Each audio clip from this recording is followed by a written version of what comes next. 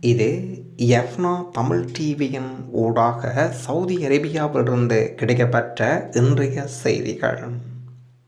இன்றும் நிறைய செய்திகளை தாங்கி வருகின்றது சவுதி தமிழ் செய்திகள். முதலில் 2 கேள்விகள். ஒன்று, கம்பெனியில் ஹவுஸ் டிரைவர் வீசாவாக வந்த ஒருவர் கம்பெனி வீசாவாக மாற்ற முடியுமா என்று ஒருவர் கேள்வி கேட்டிருக்கின்றார். ஹவுஸ் டிரைவர் வீசாவில் வந்தவர் தற்சமயம் கம்பெனி வீசாவாக மாற்ற முடியுமா என்று கேட்டிருக்கின்றார். மாற்றலாம். அதே கம்பெனியில் ஹெட்டக்கரை மாற்றலாம். கம்பெனி ஹவுஸ் டிரைவரை குறிப்பாக சில கம்பெனி பெயருக்கு மாற்றி இருக்கின்றார்கள். சட்டம் இருக்கின்றதா தெரியவில்லை, ஆனால் மாற்றலாம். இது ஒருவருடைய கேள்வி. குறிப்பாக கடந்த வருடம் சவுதி அரேபியா கம்பெனி டிரைவர் வேலைக்கு வந்திருக்கின்றார் ஒருவர். வந்து 1 மாதங்களுக்குள் அவருக்கு வாகனம் இயக்க தெரியாது என்று பொய் கூறி லேபர் வேலையில் விட்டார்கள். அது மட்டும் இல்லாமல் சம்பளத்திலும் 500 ரியால் குறைத்து விட்டார்கள். தமிழ்நாட்டிலிருந்து 1900 ரூபாய் சம்பளம், 10 மணி நேர வேலை என்று சம்பளத்துக்கு வந்தவர் தற்சமயம் 1400 ரூபாவுக்கும் 8 மணி நேர வேலை என்று கம்பெனி ஒப்பந்த பேப்பரில் கையெழுத்து வாங்கி தற்பொழுது வரை வேலை பார்த்து கொண்டிருக்கின்றார். முதல் 2022ஆம் ஆண்டு தொடக்க ஆரம்பத்திலிருந்து அவருக்கு வாகனம் கொடுத்தார்கள். அதை மார்ச் 15ஆம் தேதி வரை வாகனத்தை ஓட்டி வருகின்றார். இப்பொழுது வாகனம் ஓட்டுகின்றார், ஆனால் டிரைவர் சம்பளம் தர மாட்டான் என்கின்றார்கள். மேனேஜர் கூறுகின்றார், ஓட்டுநர் உரிமம் வாங்கிய பிறகு உன்னுடைய பழைய அக்ரிமெண்ட் சேலரி தருவோம் என்று கூறுகின்றார்கள். அது மட்டும் அல்லாமல் இகாமா ஆப்ரேட்டர் இகாமா, அதனால் என்னால் ஓட்டுநர் உரிமம் வாங்க முடியவில்லை. ஹோசே அக்ரிமெண்ட் ஓட்டுநர் இருக்கும் என்றும் அக்ரிமெண்டில் டிரைவர் இருக்கு, ஓட்டுநர் சம்பளம் இருக்கு, ஆனால் கனரக வாகனம் இயக்கியும் என்னுடைய சம்பளம் கிடைக்கவில்லை. முடிந்தால் எனக்கு நல்ல வழி கூறுங்கள், அடுத்து என்ன செய்வது என்று கூறுங்கள், அல்லது என்னுடைய வாட்ஸ்அப் நம்பரில் அழையுங்கள் என்று சொல்லி இருக்கின்றார். அவருடைய வாட்ஸ்அப் இலக்கம் 91 97 47 97 44 97. இதற்கு நாம் தரும் விடையாக அமைந்திருப்பது, தாங்கள் வந்த வீசா வேறு, தற்சமயம் பணி வேறாக இருக்கின்றது. இந்த நாட்டின் சட்டப்படி உங்கள் கம்பெனியின் மீது தவறு. எந்த வேலையில் வீசா இருக்கின்றதோ அந்த வேலை செய்வதுதான் சிறந்தது. நாளை சிறு தவறு ஏற்பட்டாலும் பெரிய சிக்கலில் மாட்டிவிடும். 2 வருட காலம் வேலையில் இருப்பதாக உறுதியளித்து தான் பணியில் சேர்ந்திருப்பீர்கள்.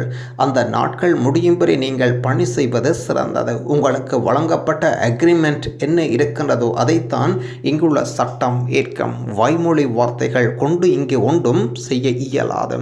உங்களை அனுப்பி வைத்த ஏஜென்ட்டிடம் முறையிடுங்கள். நீங்கள் ஆப்ரேட்டர் வீசாவில் இருப்பதனால் அதற்கு உண்டான இகாமா தொகை அதிகம். யோசித்து செயல்படவும். இவருக்கு உதவி செய்ய விரும்பின் அவருடைய இலக்கத்தை நாங்கள் தந்திருந்தோம். தொடர்புகளை ஏற்படுத்தி அவர்களுக்கு ஆலோசனை வழங்குங்கள். யனாசா நல்லடக்க அறிவிப்பு. சவுதி அரேபியாவில் வாகன விபத்தில் உயிரிழந்த தமிழகத்தைச் சேர்ந்த நாசார் அலி அவர்களின் துணைவியார் நிலோஃபார் நிசா அவர்களின் யனாசா நல்லடக்க ஏற்பாடுகள் சமூக சேவகர் யமால் சீட் அவர்களின் முயற்சியில் மேற்கொள்ளப்பட்டு அன்னாரின் யனாசா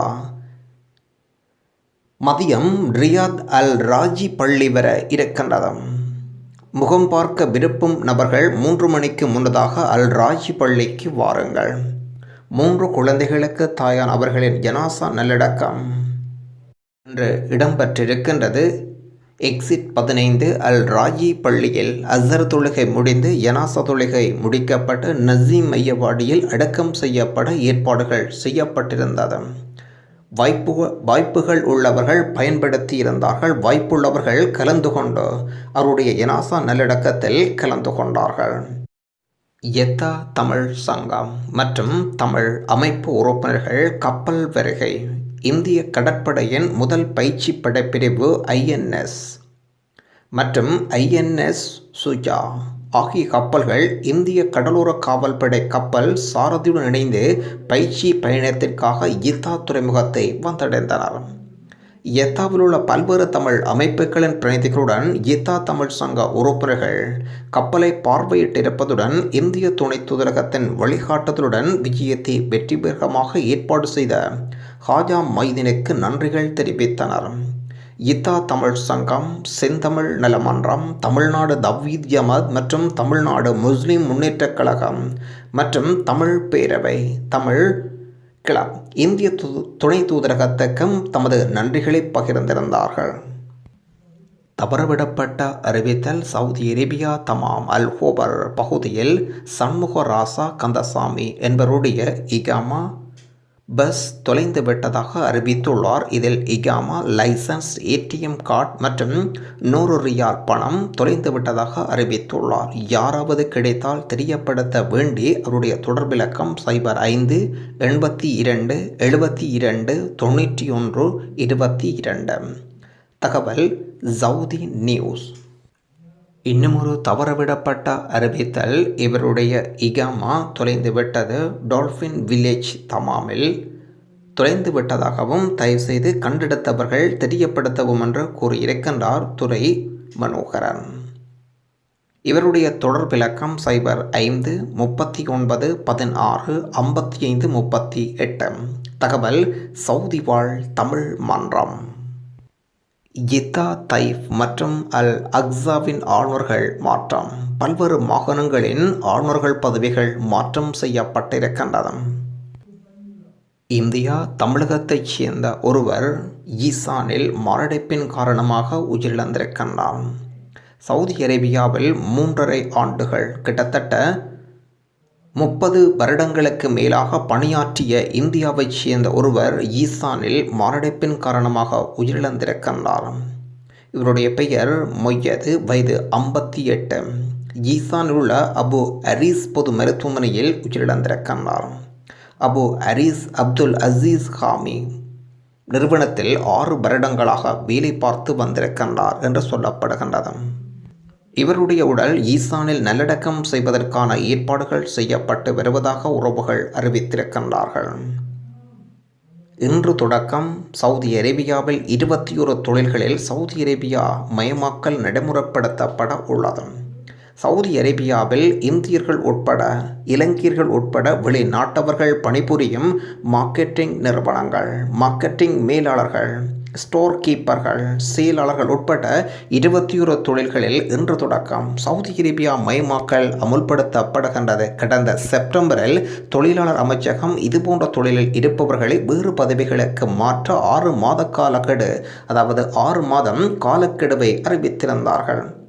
துணை நிர்வாக மொழிபெயர்ப்பாளர்கள் மற்றும் மொழிபெயர்ப்பாளர்கள், மொழி நிபுணர்கள், ஸ்டோர் கீப்பர்கள், நிர்வாக செயலாளர்கள் மற்றும் நுழைவு எழுத்தாளர்கள், சந்தைப்படுத்தல் மேலாளர்கள், நிபுணர்கள், விளம்பர மேலாளர்கள், விளம்பரம் மற்றும் பதிப்பக ஆசிரியர்கள், விளம்பரம் மற்றும் வெளியீட்டாளர்கள் என்று அந்த பட்டியல் தொடர்கின்றது.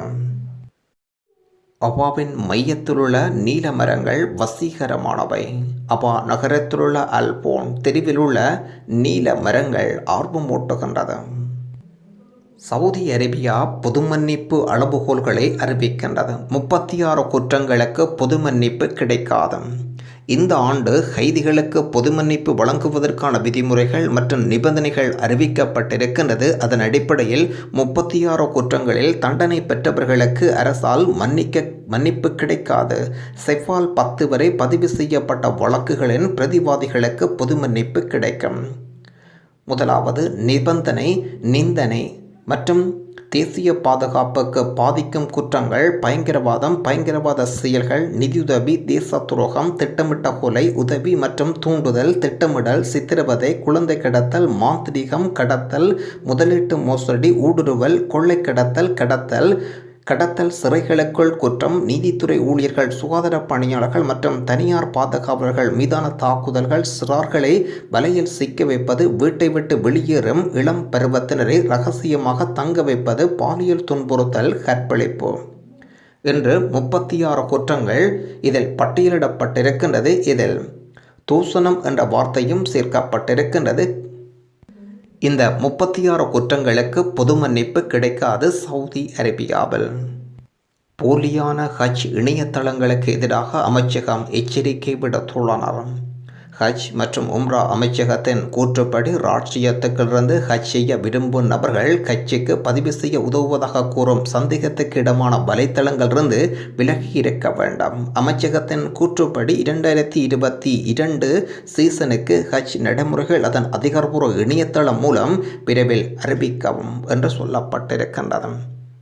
தொடர்ந்து இன்றைய நாணய பெறுமதிகள் இலங்கை மற்றும் இந்திய ரூபாவில் முதலில் இந்திய ரூபாவில் சராசரியாக இன்றைய நாணய பெறுமதிகள் 20.19.